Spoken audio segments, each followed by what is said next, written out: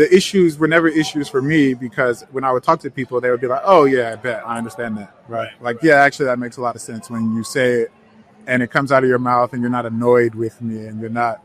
And so oftentimes I find that, like, if there's someone that's having an issue or someone that is taking offense to whatever it is that we're trying to do, I'm like, yeah, tell them to call me. And I've had groups of drivers call me, hey, we're worried about this thing. And then I explain it to them and we talk for 43 minutes about the thing, and people get to ask their questions and they get to listen to me speak about it, and not just like dictate to them, but talk to them about why it's important also for them, right? And do so in a way that's like not demeaning, that's not, disrespectful, and that like really holds them as like, hey, like you guys are our core asset, right? Ultimately. And like, I'm trying to do everything that I can to keep you guys safe and then keep you guys rolling. And so when you, I think, lead with that, and you lead with like, how can you do right by people, ultimately, the things get a little bit better, I think.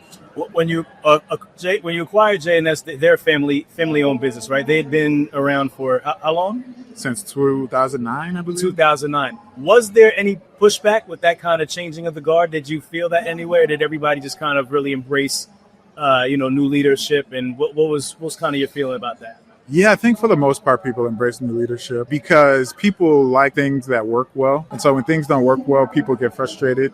I've had a lot of kind of private conversations with people in the organization about different changes that we're making. And they're like, yeah, I'm really happy we're doing this, because like I've been trying to get people to think like this or have a viewpoint that takes these things into account. And, maybe they had never been listened to, or maybe, they just didn't think that it was that important.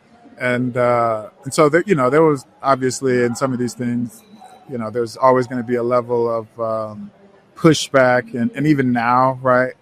Every now and then, where it's like, hey, okay, we're going to shift our focus from, I have some people that are like, we should be crushing and doing more sales, and I'm like, yeah, but like we should be really crushing and doing more compliance, right?